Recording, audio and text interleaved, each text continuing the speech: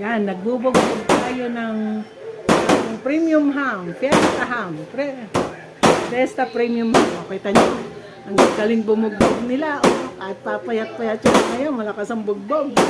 Malapit na mag-iba yung mesa namin. O. Sa kanya ng pagbugbog ng ating premium ham, so kailangan mabugbog siya para magdikit yung meat. Kasi hindi natin yan tinatumbler, hindi natin yan inaano sa massager, hindi natin nilalagay sa massager.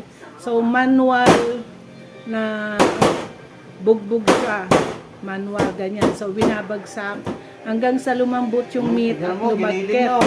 O yan, hanggang sa lumambot yung meat at lumagket.